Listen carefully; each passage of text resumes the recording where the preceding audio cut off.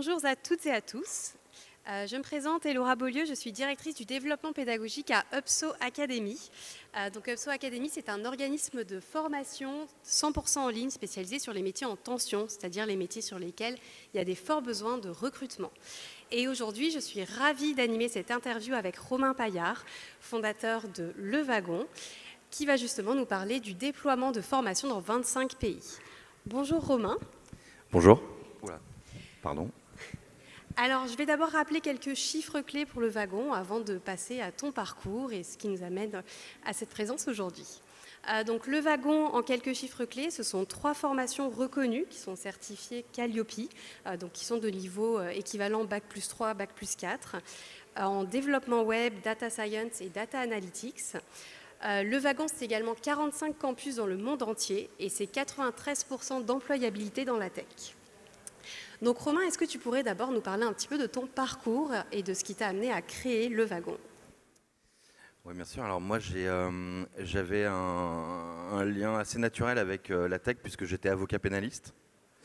Donc en fait, moi, je viens vraiment pas du tout de ce sérail-là. Donc j'étais avocat, j'ai fait un peu de droit des affaires, je trouvais ça affreux. Je fais du droit pénal, je trouvais ça super, mais je gagnais pas ma vie. C'était l'un ou l'autre, quoi. Hein. Soit on gagnait sa vie et on se faisait chier, soit on gagnait pas sa vie et on avait la passion. Donc moi j'étais avocat et puis j'avais un peu des envies, des velléités d'entreprendre à l'époque, donc c'était en 2013 à cette époque-là, et j'étais avec mon frère qui lui était quant, c'est des traders qui font des modèles mathématiques, il est ingénieur de formation, il n'était pas développeur non plus, il a appris à coder lui-même en fait, justement en travaillant sur des projets.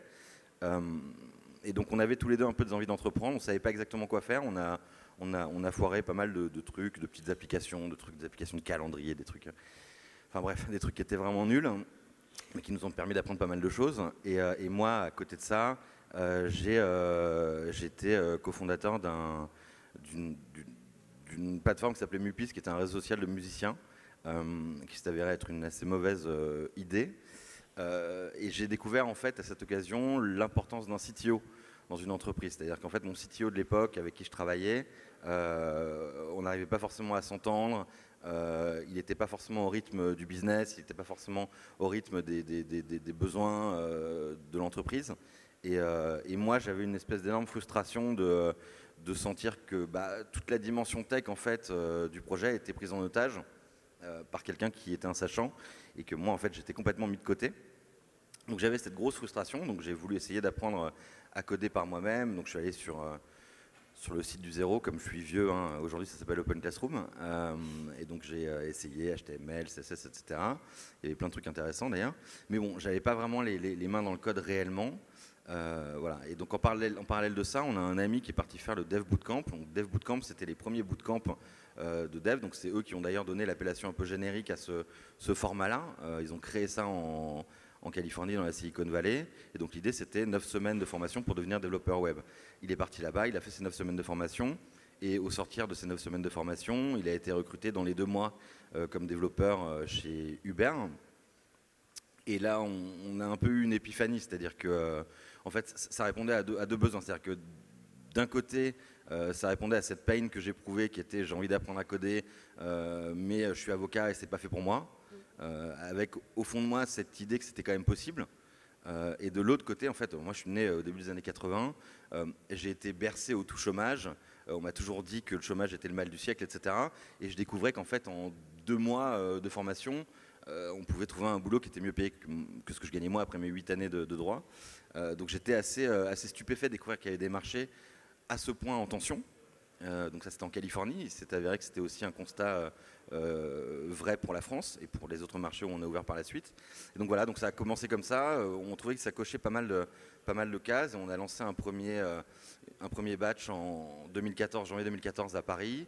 Et on a assez rapidement essaimé, on avait une particularité qui était qu'on était totalement bootstrappé. C'est un terme barbare pour dire qu'on a commencé avec 0 €, vraiment 0 € pour le coup, et même plutôt négatif en ce qui me concerne. Et on a levé des fonds assez tard, on a levé des fonds en 2020. D'accord. Donc les 7 premières années, on était totalement sur la profitabilité de l'entreprise, sur de la croissance organique, etc. Et on a grossi assez vite. On a ouvert donc une quarantaine de campus dans le monde et on a formé un peu plus de 20 000 personnes voilà, en tout. Voilà. Très bien. Et aujourd'hui, quelles seraient les valeurs du wagon? Qu'est-ce que vous avez essayé d'instiller dans l'ADN de l'entreprise? Alors la question des valeurs, c'est toujours une question que je trouve un peu difficile. Je dis pourquoi. En fait, pour moi, le sujet des valeurs dans ton entreprise, je ne sais jamais trop si c'est quelque chose qui se décrète ou si c'est quelque chose qui se constate. C'est-à-dire, est-ce qu'au début de ton expérience et de ton entreprise, tu te dis, bah voilà, ça sera comme ça, ou est-ce que, avec un peu de maturité et un peu de temps, tu les décides en fait, tu les dessines. Je dis ça parce que, évidemment, quand tu montes ton entreprise, tu arrives avec un double bagage. Un premier bagage qui est un bagage personnel. Tu as des principes et des valeurs, comme on dit dans la télé-réalité. Donc tu arrives avec ton bagage personnel, moral, etc. Évidemment, qui te définit toi, mais qui ne définit pas forcément la personne morale que tu es en train de créer, qui va à un moment donné exister par elle-même. Et puis tu arrives avec tes do's et don'ts de ton expérience professionnelle antérieure. En l'occurrence, moi, j'avais beaucoup de don'ts, parce que le milieu des avocats est un milieu qui à l'époque, en tout cas, ne brillait pas par sa créativité, son innovation. Voilà, donc pour moi, tu arrives avec ça, mais ce n'est pas forcément ça qui va définir ton entreprise. Aujourd'hui, on a fait ce travail-là, nous, on l'a fait assez tardivement. On l'a fait tu vois, la boîte, elle a 9 ans, on l'a fait il y a 3 ans, 2 ans. Donc c'est assez récent. On a 5 valeurs clés, 5 valeurs corps, qui sont en anglais, mais que je vais traduire en français, qui sont tout est communauté. Donc en fait, tout est communauté, c'est-à-dire que la communauté, c'est l'alpha et l'oméga de tout ce qu'on fait. La communauté d'élèves, la communauté de gens qui travaillent au wagon, etc. Donc tout passe par la communauté. Une deuxième valeur, c'est d'embrasser l'agilité et la flexibilité. Donc rester agile, rester fluide en fait dans sa façon d'entreprendre au quotidien. Une troisième valeur, c'est rester humble et curieux. C'est quelque chose qu'on essaie d'ancrer bien parce que c'est que comme ça en fait que tu crées du dialogue en interne, de la valeur, etc. J'en ai dit combien là? 3 Oui. 3. Une quatrième, c'est construit quand ça vaut le coup, en gros. Donc construis pas des choses trop lourdes, trop complexes, qui répondent à des besoins qui sont mal identifiés. Fais par petites briques.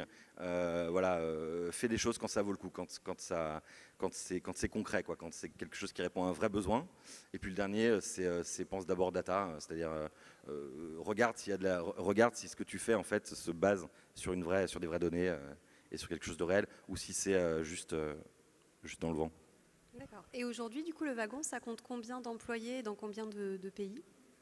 Aujourd'hui, on a à peu près 260 employés dans 25 pays. D'accord. Et comment vous faites un peu pour fédérer tous ces pays, toutes ces personnes qui vivent dans des endroits différents? Est-ce que vous arrivez quand même à vous voir de temps en temps, à essayer de garder un esprit d'entreprise globale? Alors nous, on a historiquement une grosse culture remote. Donc on travaille sur Slack depuis les débuts de Slack, qui est arrivé 1 an après le début du wagon.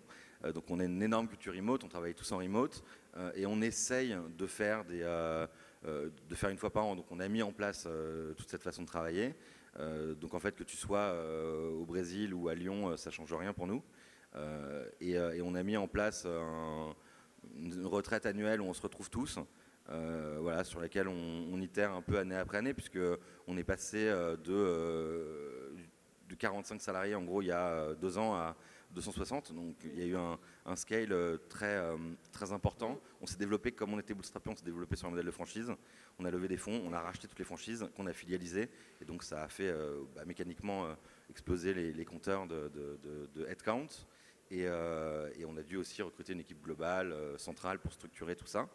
Enfin, donc, passer d'une retraite de 50 personnes à une retraite de 270 personnes, c'est évidemment pas la même chose. Et puis, il y a quand même aussi des sujets un peu d'empreinte carbone. Enfin, t'as pas envie forcément de faire voyager tout le monde à travers le monde pour 3 jours dans le Vexin, quoi. Oui. Et justement, donc, vous avez connu une croissance très forte, très rapide, donc sur ces 2 dernières années. Est-ce que tu serais capable d'identifier les facteurs clés de succès? Alors c'est toujours pareil, c'est toujours des questions un peu, j'ai toujours un peu l'impression de rétro-ingénierer le truc.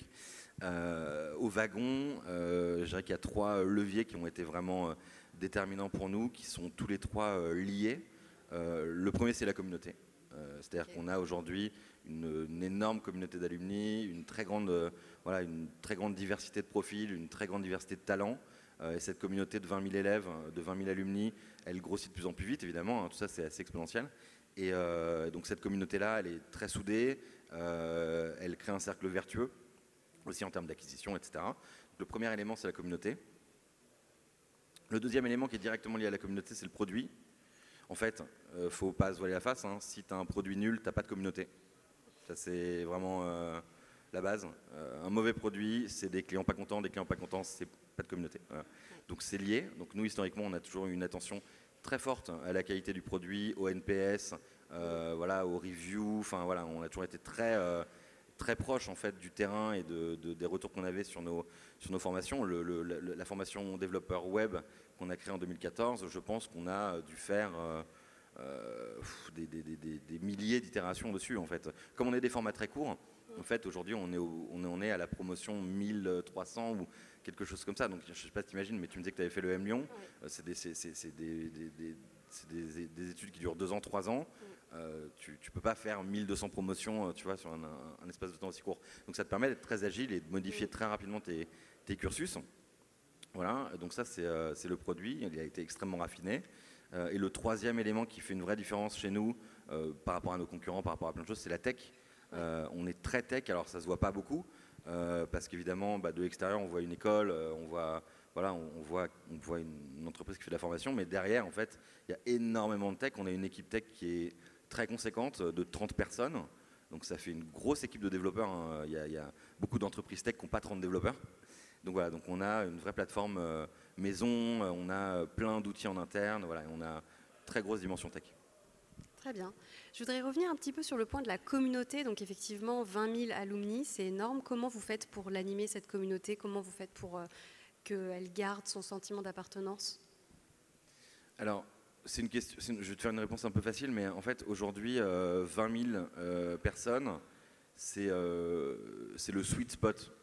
C'est-à-dire qu'en fait, 20 000 personnes, c'est à la fois suffisamment gros pour être impactant et suffisamment petit pour être organisé et animé. Donc pour l'instant, on ne se sent pas encore trop challengé et menacé par ce qu'on met en place pour animer. Évidemment, on a un Slack avec tout l'alumni, on organise, on a tout un service carrière, outcome, on accompagne au maximum les élèves, on encourage au maximum les interactions entre les élèves.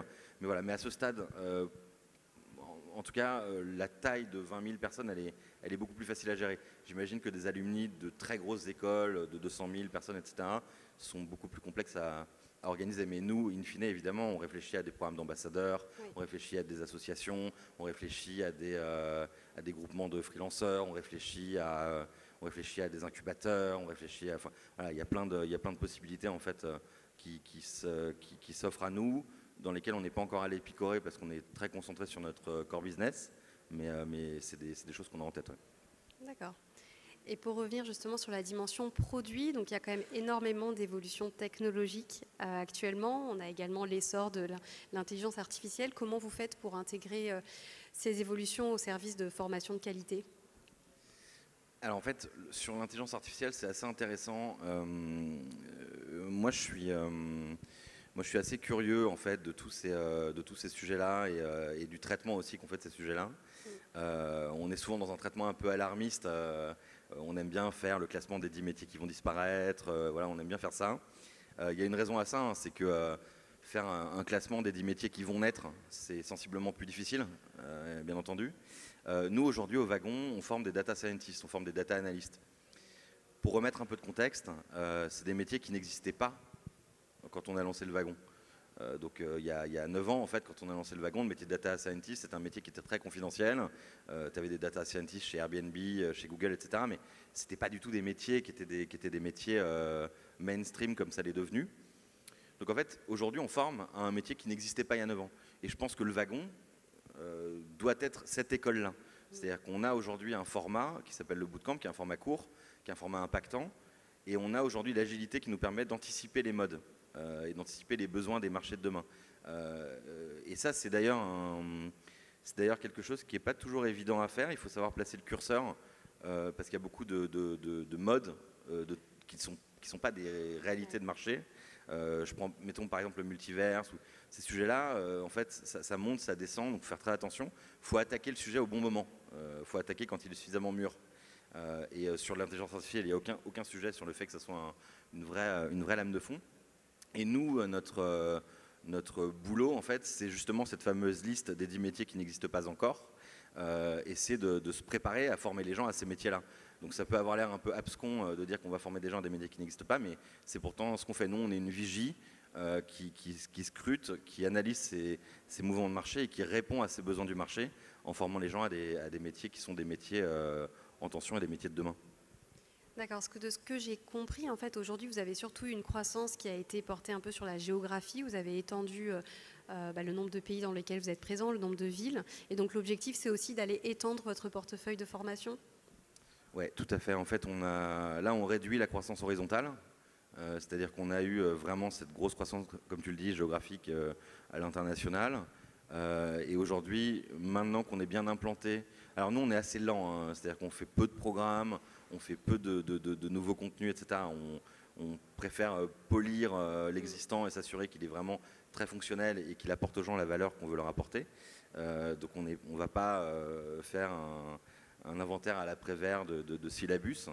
Donc en gros, on a grossi comme ça horizontalement. Aujourd'hui, comme tu le dis, on est sur une approche qui est beaucoup plus verticalisée. C'est-à-dire que maintenant qu'on a ces racines qui sont plantées dans toutes les géographies où on est, le sujet, c'est comment est-ce qu'on fait pousser d'autres arbres. Mais ça, en fait, il y a d'autres initiatives, par exemple des concurrents, qui ont une approche un peu différente, qui ont une approche un peu inverse, et on ouvre moins de campus et on fait beaucoup de verticales d'un coup.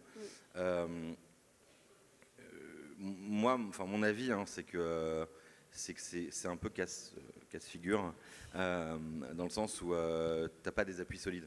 Et ça, moi, c'est quelque chose qui me fait peur. Ok. Et quels sont les principaux défis que vous rencontrez aujourd'hui ? Il y a beaucoup.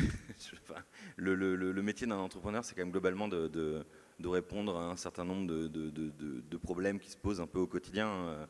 Moi, j'ai l'impression d'être sur mon bateau le matin avec un cap assez clair, et en fait, en fin de journée, je ne sais plus où je suis. Hein, il faut que je reprenne une carte. Donc, le quotidien, de toute manière, d'un entrepreneur, il est fait comme ça de petits problèmes, de petits défis du quotidien, mais c'est ça qui fait tout le sel, hein, et tout l'intérêt du métier. Moi, c'est ça que j'aime. Si tu n'as pas ces problèmes-là et que tu gagnes bien ta vie, c'est juste que tu es rentier. Donc moi, j'aime bien ça. On en a eu pas mal. Le sujet de l'internationalisation, c'est un vrai sujet. Comment tu fais pour ouvrir dans des géographies qui sont vraiment très très différentes? Comment tu fais, surtout dans des métiers comme les nôtres, qui sont très régulés, comment tu fais pour être compliant en matière de certification, de diplôme, de formation, etc. À Singapour et à Berlin et à Londres et à Paris, etc. Parce que c'est vraiment des sujets de régulation complexes. Tous les domaines ne sont pas des domaines régulés, mais en l'occurrence, la formation en est un. Donc ça, c'est un vrai sujet de complexité. Comment tu structures ta communauté, comment tu grossis aussi les crises de croissance, entre guillemets, post-levée de fonds, donc les périodes de scale, etc., sont toujours assez intenses. Comment tu traverses le Covid quand tu as un business en présentiel. Parce que nous, notre force, c'est justement de réunir des gens dans une pièce pendant 9 semaines, qu'ils apprennent ensemble. Donc, comment tu fais pendant 2 ans quand tu as le Covid, comment tu t'adaptes, comment tu passes en remote, etc. Là, par exemple, les valeurs de l'entreprise sont clés. L'agilité, la curiosité, etc. Je me suis un peu perdu dans le fil de ma réflexion, mais en gros, tu as vraiment t'as une foultitude de défis quand tu grossis, mais je pense que si tes bases sont solides, si ton produit est solide, en fait tout part du produit. Hein. Si ton produit est solide, tu peux vraiment tout construire, je pense. Ma question est peut-être un petit peu trop précise, mais justement, est-ce que tu aurais des clés à nous donner sur comment tu as ouvert autant de campus à l'international? Parce que tu parlais de la réglementation de la formation, mais il y a aussi les réglementations locales. C'est pas toujours facile de s'implanter à l'étranger. Est-ce que du coup, tu as un petit conseil peut-être à nous donner? Sur des ouvertures à l'international, moi, je peux donner quelques clés de réponse, mais il y a un premier truc. Alors, ouvrir ton entreprise à l'international, c'est toujours quelque chose de compliqué. Donc, premièrement, se dire que ça va être facile est une mauvaise idée. Nous, on a déjà toujours évité le biais francophone. C'est quelque chose qui a l'air anodin, mais en fait, tu peux très facilement être une formation de français à Londres. Londres, c'est la deuxième plus grosse ville de francophones dans le monde. Donc, nous, le truc auquel on faisait très gaffe, c'était ça, quand on se développait sur un territoire. J'ai rien contre la French Tech, toutes ces initiatives, je trouve ça hyper bien. Ceci étant dit, quand tu lances un business sur un nouveau territoire, il faut faire très attention à ne pas t'adresser qu'aux Français, parce que tu peux avoir un énorme biais de business. Donc en gros, nous, on faisait attention à s'adresser à des gens locaux, à des gens qui étaient sur place et qui n'étaient pas des Français. On avait aussi des Français, mais voilà, donc ça, c'est un biais auquel il faut faire très attention, parce que ça peut mettre un peu ton business sous perfusion, quoi. Et puis tu peux avoir t'as le même problème avec les financements publics. En formation, si tu dépends trop des financements publics, c'est quelque chose qu'on a toujours considéré comme étant extrêmement dangereux. Donc on faisait attention à ce qu'au début les gens payent leur formation, quoi. Ça te permet aussi de savoir que ton produit est correct. Donc je dirais faire attention à ce biais-là. Commencer petit. C'est jamais une bonne idée quand tu vas à l'international de mettre beaucoup d'argent dans des bureaux, de voir trop grand, etc. Il faut commencer tout petit. Il faut commencer avec une équipe resserrée. Voilà, il faut être, en tant que fondateur, il faut être très présent aussi sur le territoire. Il faut y aller régulièrement. Ce que je faisais quand on a lancé à Londres, moi j'allais à Londres du lundi au mercredi, toutes les semaines pendant 6 mois, pour m'assurer qu'en fait l'équipe locale, elle avait bien en fait les enjeux en tête, pour foutre la pression. Donc en gros, non, il faut un vrai investissement personnel, ce qui est compliqué si tu veux vraiment être dans beaucoup de pays d'ailleurs. Facile, c'était que à Londres, mais c'était dans beaucoup de pays, c'est plus compliqué. Oui. Voilà, faire attention au recrutement aussi. Il y a aussi une erreur, c'est un peu l'erreur inverse de l'erreur d'avoir trop d'élèves français. Il y a une erreur qui est aussi de se dire je vais recruter des gens locaux à tout prix. En fait, c'est une erreur. Tu peux très bien recruter un Français ou une Française très smart qui va faire un très beau boulot sur place. Et ça ne sert à rien en fait de se mettre des espèces d'œillères là-dessus. Et puis le dernier conseil, c'est d'être très au clair sur le moment où tu coupes. En fait, quand ça ne marche pas, c'est quelque chose d'assez compliqué, ça aussi, de fermer, parce que tu te mets aussi plein de biais. Tu te dis ça va marcher, ça va marcher, ça va marcher, et puis en fait, au bout de 2 ans, ça marche toujours pas, et tu coupes, et tu te dis en fait, voilà, c'est trop tard. J'ai passé trop de temps, trop d'énergie, j'ai dépensé trop d'argent sur ce projet-là. Voilà, et donc nous. Assez tardivement, honnêtement, on a commencé un peu à écrire un peu les guidelines de ça marche pas, quoi. Voilà, et en fait, tu as des cases, et une fois que ces cases sont cochées, ça marche pas, tu arrêtes. Et il n'y a pas d'affect, il n'y a pas de. Voilà, faut savoir arrêter. Savoir arrêter, c'est vraiment difficile. Ok, merci beaucoup. Sur un tout autre sujet, j'aurais bien aimé parler de tout ce qui est inclusion et diversité, notamment on parle beaucoup des femmes en tech. Est-ce que tu pourrais nous en dire quelques mots? Est-ce que au Wagon, vous mettez en place certaines initiatives pour favoriser la diversité et l'inclusion? Oui, alors nous au Wagon, en fait, avant ces sujets de diversité et d'inclusion, on a eu un sujet qui est un sujet sur l'image des développeurs au tout début. Enfin, je me permets une petite aparté, mais en fait, quand on a lancé le Wagon, les gens avaient une image très très geek des développeurs, hein, vraiment. D'ailleurs, c'était un métier assez peu connu en 2013. Mais les gens avaient une image vraiment très, très faussée de ces métiers-là. Ils imaginaient les développeurs comme des mâles, clairement, principalement, qui codaient dans leur cave avec de la Red Bull et de la pizza. Donc déjà, on a cassé ce stéréotype-là, c'était un premier travail de marketing, de communication. Donc c'est des trucs idiots, mais on a trouvé des locaux sympas, on a eu une marque sympa, on a travaillé avec les communautés de développeurs. Enfin, voilà, on a vraiment cassé cette image-là parce qu'on trouvait que c'était vraiment hyper idiot de renvoyer ce stéréotype. Donc ça, c'était le premier stéréotype. Il y avait un stéréotype sur le développeur. Après, sur les sujets de parité et de femmes dans la tech, alors ça, c'est un sujet qui est au Wagon, qu'on adresse depuis le jour 1, clairement. On a toujours voulu plus de femmes au Wagon, en élèves et dans nos équipes.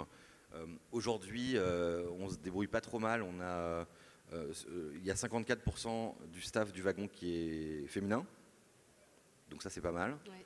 il y a 45% du staff leadership qui est féminin. Ça, c'est pas mal, mais peut mieux faire. Et chez nos élèves, on va osciller entre 25% et on a même des batchs à parité égale. Et 25%, c'est bas, ça peut avoir l'air bas, on considère que c'est bas, mais en école d'ingénieur, il y a 8% de femmes aujourd'hui. Oui. Donc 25%, ça reste quand même sensiblement au-dessus. Voilà. Donc, et qu'est-ce qu'on fait en fait? Déjà, on a pris ce sujet-là il y a 9 ans, donc ça fait 9 ans qu'on travaille sur le sujet de la parité dans la tech, des femmes dans la tech, etc. On a travaillé très tôt avec toutes les associations Women in Tech qui existaient dans l'écosystème. On a mis en place plein d'événements ensemble, on a mis en place des ateliers gratuits, enfin, voilà, on a fait des choses avec des médias féminins, enfin, voilà, on a vraiment, enfin des médias féminins, bref, avec Elle, en gros, il y a plein d'hommes qui lisent Elle aussi. Et voilà, et donc c'est un travail au long cours. Et sur le sujet de la diversité, là pour le coup, c'était un sujet qui était aussi un sujet au long cours. Nous, au début, on était payant, on n'était pas financé parce qu'on n'était pas dans les petits papiers, la formation professionnelle, les certifications, etc. Et donc, on était un produit assez premium.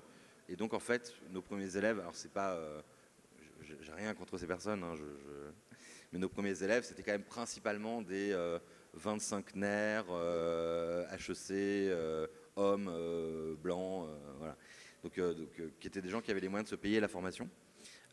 Et ça, on voulait en sortir parce qu'en fait, c'est pas qu'un sujet en fait d'affichage. Hein. Le but, c'est pas de dire on fait de la diversité pour la diversité. Le but, c'est aussi de dire on a 20 à 40 personnes qui se réunissent dans une pièce pendant 9 semaines. Ça a de la valeur en soi, indépendamment hein, de ce que tu leur transmets comme savoir. Et en fait, on veut justement que cette diversité soit une source de richesse pendant ces 9 semaines. Parce qu'en fait, si c'est de l'entre-soi et que tu retrouves tous les copains d'HEC, ça n'a aucun intérêt. Et donc, on a, dès qu'on a pu et dès qu'on a été assez solide, entre guillemets, pour le faire, on a coché toutes les cases administratives, certifications, etc., etc., pour permettre des financements publics, pour permettre à des publics qui n'avaient pas les moyens de payer le wagon de nous rejoindre. Et aujourd'hui, on a beaucoup plus de diversité dans nos rangs et c'est quelque chose dont on est très content. Et on voit à quel point ça crée de la richesse. Parce qu'il y a des projets qui se créent au wagon. On a un alumni qui est très entrepreneurial aussi. On a une grosse partie de nos élèves qui lancent des entreprises derrière.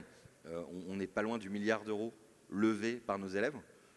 Si tu cumules en fait, ça c'est vraiment une métrique de vanité pure, mais si tu cumules toutes les levées de fonds de tous les élèves du wagon, on est à, je crois, 900 millions d'euros. Donc il y a une vraie création de valeur aussi à ce niveau-là. Je parlais de communauté tout à l'heure.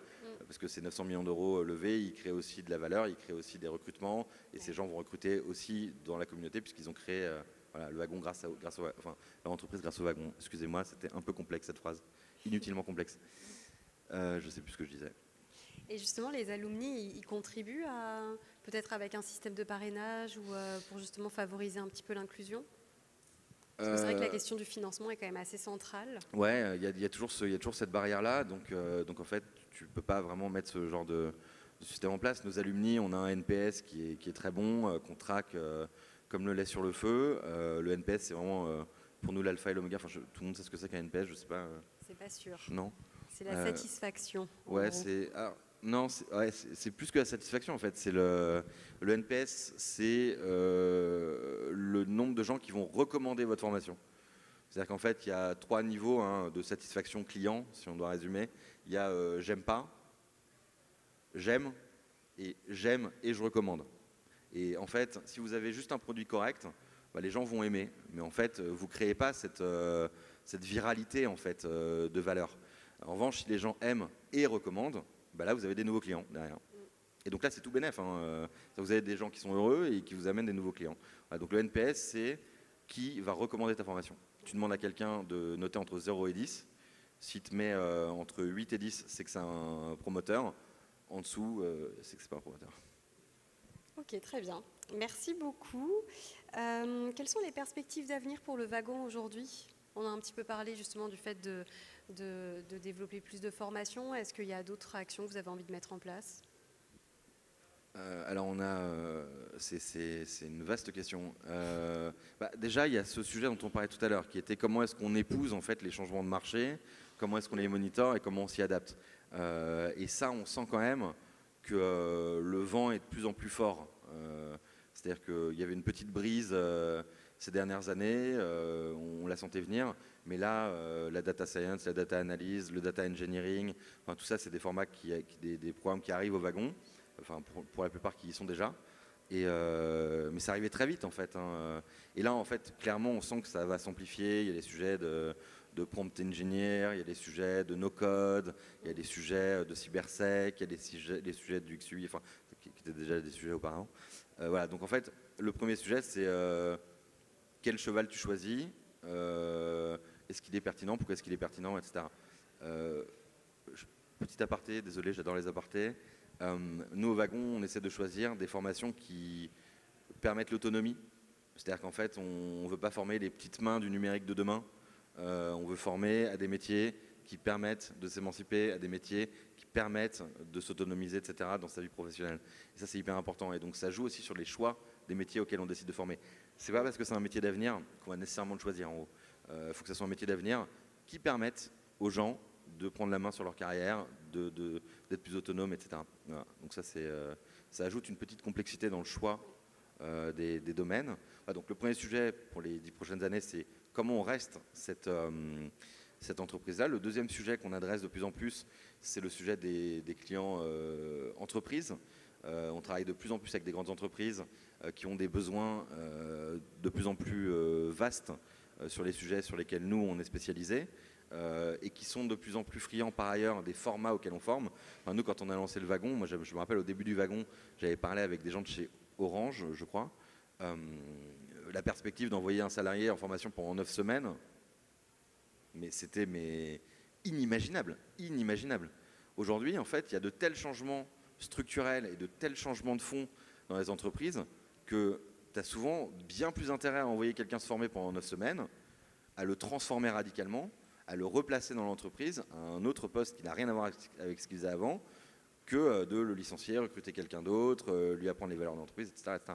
Donc en gros, ce qui était totalement improbable il y a 9 ans, aujourd'hui, est devenu quelque chose de parfaitement cohérent et stratégique pour la plupart des grosses entreprises. Voilà, donc sur le format, on répond de plus en plus aux besoins parce qu'on est des formations à impact, et sur le fond, on est exactement sur tous les sujets fondamentaux et stratégiques de toutes ces entreprises-là. Donc on travaille de plus en plus avec ces entreprises, et il y a encore beaucoup à faire, à mon avis, à ce niveau-là. Voilà. Ok, très bien. Et après, peut-être une candidature à la présidence de la République, je sais pas, on verra. Pourquoi pas. Pourquoi pas. Et dans les nombreux pays dans lesquels vous êtes implanté, est-ce qu'il y aurait un pays qui pour toi a vraiment un fort potentiel et sur lequel tu as peut-être envie justement de mettre plus d'efforts, peut-être de développer dans d'autres villes, des nouveaux campus Sur les pays où on est déjà implanté ou oui. En fait, si je fais un récap un peu rapide de nos géographies, on est donc très présent en Europe de l'Ouest, on est dans toutes les grosses capitales européennes, on est très présent au LATAM et on est très présent à Asie-Pacifique. Et en fait, c'est des territoires qui ont des besoins très différents, qui ont des maturités aussi très différentes. Donc c'est difficile de répondre à ta question. Je pense que pour l'instant, on n'a que gratté la surface sur des marchés comme la France, comme le UK, comme l'Allemagne, comme l'Espagne, etc. Le Portugal aussi, Portugal qui est vraiment qui a explosé ces 10 dernières années. On l'a vu. Enfin, Lisbonne, c'est devenu une ville incontournable. Enfin, c'est une ville qui a radicalement changé. Donc sur l'Europe, je pense qu'il faut faire ce qu'on fait, mais beaucoup mieux et beaucoup plus fort et avec un impact beaucoup plus large. Il y a beaucoup plus de gens à former, en gros. Le LATAM, par exemple, c'est très dynamique. Il y a de plus en plus de levées de fonds dans les EdTech, dans l'éducation, etc. Donc ça bouge énormément, mais c'est des mentalités très différentes. C'est pas forcément les mêmes tech, etc.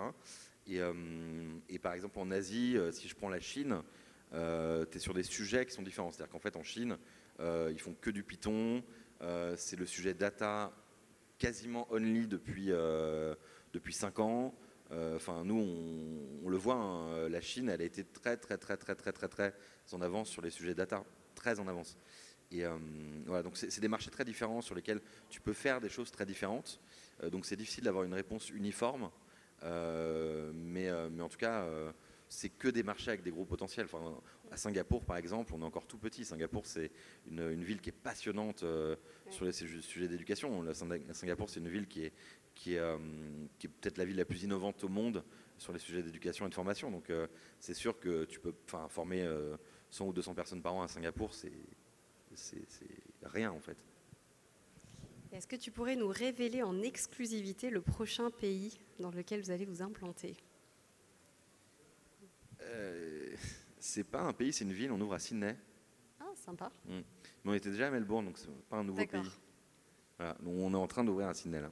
Bon, super. Voilà. Il nous reste quelques minutes. Du coup, en conclusion, est-ce que tu pourrais justement donner à peut-être les futurs ou entrepreneurs de la salle quelques conseils, que ce soit au niveau de développer leur business ou développer leur business à l'étranger? Qu'est-ce que tu aimerais leur partager aujourd'hui?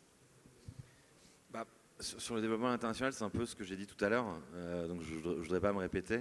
Moi, d'une manière générale, quand on me demande de donner des conseils, le premier conseil que je donne, c'est de ne pas trop écouter les conseils. mais bon. Non, en fait, j'ai déjà un peu répondu à ta question tout à l'heure sur l'international, mais en vrai, si tu veux vraiment développer ton entreprise à l'international, nous, on a un peu triché dans le sens où on a fait des franchises. Donc en fait, il y avait des gens qui prenaient le risque pour eux au début et qui étaient des gens qui étaient déjà du coup localement implantés. Donc on a eu cette approche-là et on a développé en propre en même temps Londres et Berlin à côté de Paris. Donc ça a été vraiment moi, mon focus pendant très longtemps en tant que personne. Non, le vrai conseil, c'est si tu veux développer à l'international, il faut y aller. Ah oui, ne fais pas d'études de marché, ne fais pas... voilà, ça sert à R. Voilà, ça c'est le premier conseil. Parce les écoles ne vont pas être très contentes. Hein. Ouais, je sais, mais en fait, le truc, c'est que tu as toujours un Jean-Michel qui sait tout, qui va t'expliquer qu'en fait, l'Italie c'est ci, la Suisse c'est ça, la Chine c'est... Voilà, donc ça, mais ça, franchement, c'est complètement bidon. Donc, passer trop de temps sur la théorie, sur les études de marché, les trucs, voilà, il y a combien de gens... Non, en fait, mec, enfin meuf, comme tu veux, il y a suffisamment de gens, voilà. Donc tu as ta réponse. Okay. Il y a suffisamment de gens. Voilà, il y a des millions de gens en Italie. Donc voilà. Donc la question c'est est-ce que tu as un bon produit? La question c'est est-ce que ton produit répond à des bons besoins, etc. Mais la vérité c'est que oui, il y a assez de gens. Voilà. Grosso modo.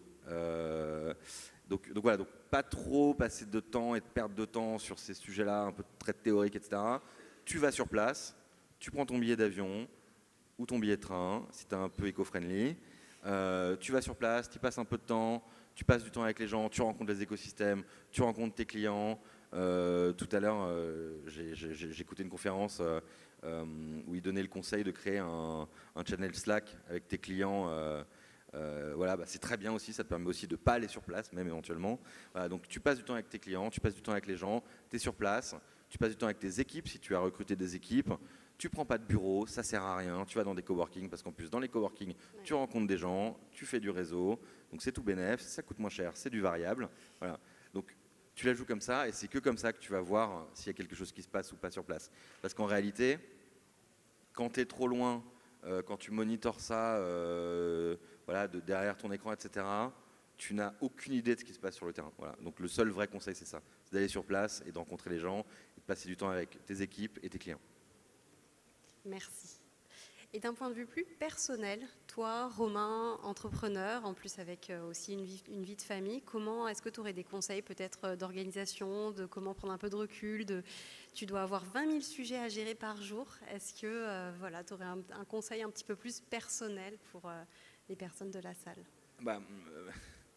De faire ce que j'ai fait, c'est-à-dire lancer ta boîte avant d'avoir des enfants. Non, mais c'est un vrai sujet, ceci dit, la parentalité, l'entrepreneuriat, etc. Aujourd'hui, en fait, je ne peux pas forcément parler d'autorité parce qu'on est plus dans une période de scale. On a des fonds d'investissement, on a changé un peu d'échelle, etc. Donc on est plus dans une période où on structure, où on solidifie, où on construit, etc. Où avant, on était dans une période de bizdev, quoi. C'est ce que j'ai dit tout à l'heure. Moi, et d'ailleurs, moi, je suis plus CEO du wagon. C'est assez symptomatique. C'est-à-dire qu'en fait, avant de lever des fonds, moi, j'étais le CEO, donc je m'occupais des opérations pendant des années. Sauf que moi, je suis nul pour gérer une équipe de 200 personnes. Enfin, c'est pas du tout ce que je sais faire. Moi, ce que je sais faire, c'est trouver le petit coin de pêche, bien poissonneux, trouver le bon appât, trouver la bonne canne à pêche, la jeter dans l'eau et voir si ça mord. Une fois que ça mord, s'il faut envoyer des chalutiers mettre en place l'usine de traitement du froid, le congélation, etc., ça, je ne sais pas faire. Donc moi, mon boulot, c'est de lancer des entreprises. Je suis un entrepreneur. Donc quand on a levé des fonds et qu'on a dû recruter derrière, en fait, on savait qu'on allait passer à 200, 250 salariés.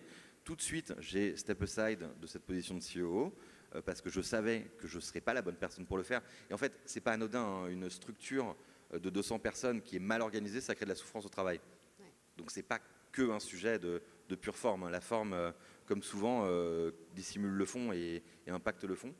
Donc voilà, donc moi je suis sorti de ça, je suis resté sur les sujets justement de business développement et de nouveaux marchés, etc. J'ai digressé là, hein. Oui, voilà, mais du coup je suis plus du tout dans la même dynamique, donc c'est pour ça que je peux pas vraiment parler d'autorité, c'est-à-dire que j'ai moins besoin de voyager, j'ai moins besoin d'aller sur place, j'ai moins besoin d'aller dans le dur, je suis plus sur des sujets de pilotage, de board, de levée de fonds, enfin voilà, on a mis le doigt dans la financiarisation, donc je dois m'occuper de tous ces trucs là, quoi. Voilà. Donc c'est plus facile, c'est plus plan-plan, quoi. Ça se passe à Paris 8. Très bien. Est-ce qu'il y a quelques mots que tu voudrais partager pour conclure, des choses dont on n'a pas parlé? On a quand même parlé d'énormément de choses, internationales, inclusion, technologie, etc. Mais est-ce qu'il y aurait une dernière chose pour conclure que tu souhaiterais nous partager? Pas forcément. Non. Non, mais si. Enfin, je voudrais. Si, moi, le message quand même que j'aime bien faire passer, c'est, je ne sais pas s'il y a des entrepreneurs. Alors, juste, je reviens sur ce que j'ai dit avant. On peut très bien être entrepreneur et parent. Je voudrais pas casser d'éventuelles envies. Non, si moi, mon message, enfin, mon micro-message, c'est s'il y a des entrepreneurs ici, en fait, les sujets d'éducation sont des sujets passionnants. Donc l'entrepreneuriat dans l'éducation, c'est passionnant, voilà, parce qu'en fait, l'éducation, c'est quelque chose dont on aura toujours besoin. On aura toujours besoin de se former, on aura toujours besoin d'apprendre. Transmettre aux gens, former des gens, c'est valorisant, c'est impactant, c'est passionnant. Donc c'est quelque chose qui est sain en fait comme cœur de business. Donc voilà, moi je trouve que entreprendre dans l'éducation, c'est quelque chose de génial. C'est quelque chose qui est pertinent économiquement parce que on le sait, mais il y a même je peux même vous prouver économiquement que c'est pertinent. Hein. C'est-à-dire que si vous regardez les recherches que font les Blackstone, ces énormes fonds de trillions, en fait, c'est établi que la croissance démographique mondiale, en fait, va plus vite que la croissance de l'offre de formation publique. Voilà. C'est juste, vous prenez ces deux lignes-là, ces deux courbes-là, et en fait, vous les tirez sur les 20 prochaines années. À aucun moment, l'offre de formation publique ne pourra combler les besoins de démographie et d'évolution démographique. Donc en gros, pourquoi je dis ça? Je dis ça parce que l'éducation, c'est un business. C'est-à-dire c'est un business qui répond à des vrais besoins et c'est un business qui permet vraiment de créer des entreprises qui grossissent, qui génèrent du revenu, qui génèrent de la rentabilité, etc. Donc voilà, donc ça c'est le côté business. Et après, vraiment, ce que je disais, sur le fond, c'est passionnant de travailler dans l'éducation. Ça sera toujours un sujet et moi, je suis très heureux en fait d'avoir monté une entreprise qui fonctionne sur ces sujets-là, quoi. Voilà. Merci beaucoup, merci pour ton temps, merci d'être venu visiter notre belle ville de Lyon. Merci beaucoup. Et à très bientôt. Merci. Merci à tous.